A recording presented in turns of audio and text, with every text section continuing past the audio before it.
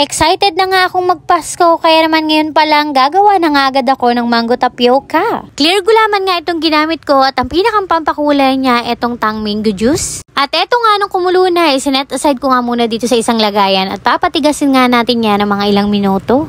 At makalipas nga ng mga ilang minutong pagpapatigas, pwede na rin nga natin siyang i-cut into cubes. At ngayon naman dito sa isang mangkok ay paghahalo-haluin lamang natin yung condensed evap at saka itong all-purpose cream. At pagkatapos ko namang mapaghalo-halo, ngayon naman dito sa isang malaking mangkok ay nilagay ko na nga itong ginayat ko kaninang mga gulaman. Isinunod ko na nga din kagad ilagay itong mga sagong maliliit at saka itong hiniwa-hiwa ko kaninang mga mangga.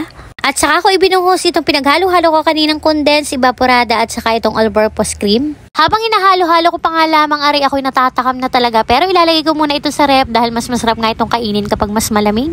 At dini naman nga sa may baba ng aming bahay ako nga ni biglang napapanaog at talaga namang umaasbok na nga ang amoy nitong lechon at napakabango ako'y nakakagutom na. Medyo mapula-pula na nga ang balat pero sabi ng aking asawa ay mahigit isang orasin pa nga daw ang ikutan na rin. At di naman nga sa taas ay magaluto naman nga kami ngayon ng kalderetang baboy. Imamarinate nga muna ang karne kaya't ayan tinimplahan na nga muna nitong tiyahin ko. Naglagay nga lamang siya dyan ng bawang, sibuyas, asin at saka ng paminta at kaunting mga pampalasang sangkap. Naglalagay din nga ni pala kami dito nitong pasas, tomato paste at saka ng tomato sauce. At para naman sa pampabalanse ng lasa ay naglalagay din nga pala kami dito nitong condensed milk. Imamarinate nga lamang natin ng mga ilang minuto para manood nga ni ang lasa sa karne.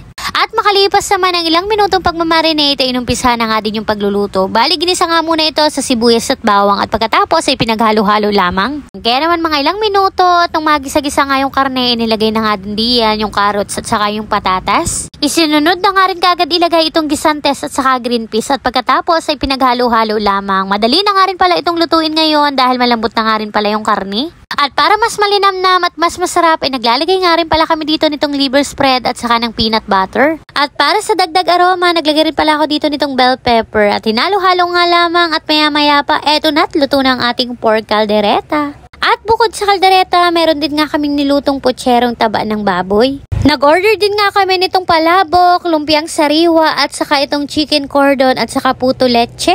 At eto na nga pala malamig na itong ginawa kong mango tapioca. At eto na nga ang pinaka-inaabangan ng lahat, luto na nga din ang ating litsyong ulo ng baboy.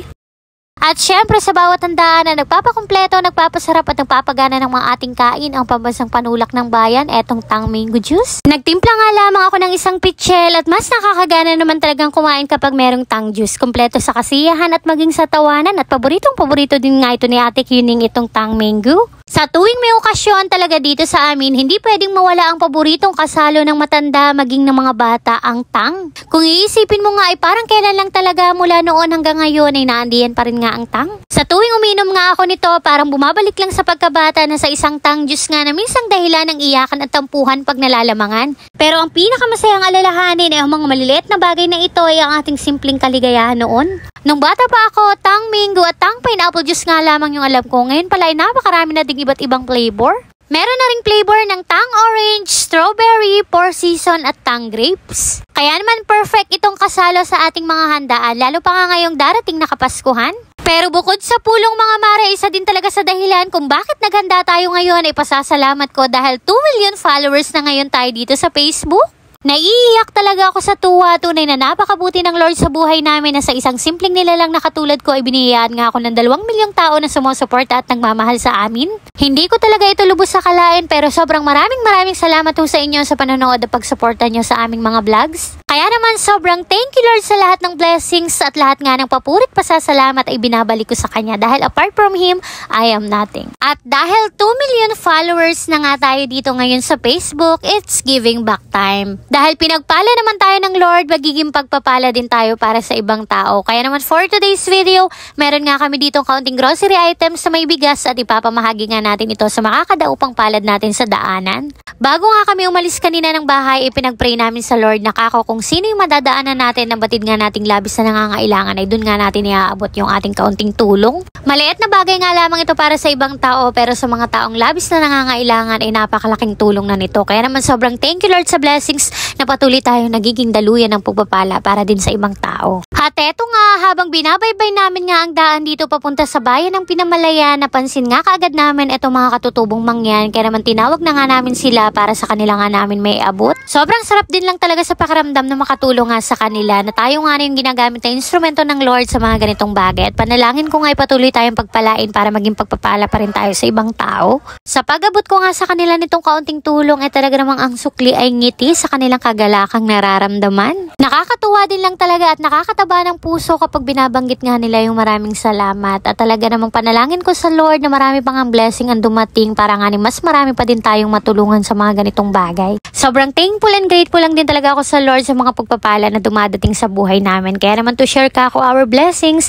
gusto ko rin nga maging pagpapala para sa mga ibang tao. Maliit at simpleng bagay nga lamang ho ari sa iba, pero para nga sa mga taong nabibihayaan natin, talaga namang napakalaking tulong nito. Nakakatuwa din nga lamang talaga na sasalubungin tayo ng ngiti sa bawat pag-abot nga natin sa mga maliliit na bagay na ito. Kung dati-dati pinagpipray ko nga lamang sa Lord na sana nga patuloy tayong i-bless para nga makapag-abot tayo ng tulong. Kaya eto, hindi man tayo ganun kayaman, pero kahit pa paano nakakapag-share tayo ng blessing sa iba. At ika nga ng iba, hindi mo naman kailangan maging mayaman para makatulong sa iba. Kung meron ka din lamang kakayahan, bakit di mo ipagkakait yung mga pagpapalang natatanggap mo mula sa itaas? At sabi nga, para patuloy din tayong pagpalain, dapat laging bukas yung ating palad sa pagbibigay para palagi din tayong babagsakan ng Lord ng blessings. At maraming salamat nga rin po pala sa ating 2 million Facebook followers sa inyong suporta at panonood palagi sa amin. Aba, hindi nga rin ho namin ito magagawa kung hindi dahil sa inyo. Kaya naman sobrang thank you sa inyong love and support palagi sa Mindoreñang mangyan. Kaya naman payo ko din lamang diyan sa mga aspiring content creator ay laban lamang, at talaga namang darating din ang panahon na magbubunga din lahat ng ating mga pagpapagal. Kaya sa mga nag-chat nga ni ho sa akin diyan at nagtatanong kung paano nga daw maging matagumpay na vlogger, talaga namang tiyaga lamang ho, at ako na may 4 na taon din nga ho din bago pa magkaroon ng garining followers. At ang sa akin din naman nga, hindi ko naman sinasabing ako'y nagtagumpay na talaga din sa pagbablog, at mayroon pa nga rin mas mataas sa akin. Ang sa akin lamang ay kahit papaano ay tayo nabubuhay ng marangal. Kaya sa mga gusto talaga diyan mag-vlog at aspiring content creator, tiyaga-tiyaga lamang ho. At talaga naman kapag ikaw'y nagtiyaga, di may nilagay. Ika ka ng matatanda. At sa 4 na taon ko nga din ho, mula nung ako'y nag-umpisa pa mag-vlog, nakaramdam din naman nga ho ako ng panghihina. At ang akin nga lamang diyan nung pinaghahawakan ay kapag tumigil ka ay di talo ka. Ika nga nung iba'y quitters never win but winners never quit. Uy, bago yun. Sure.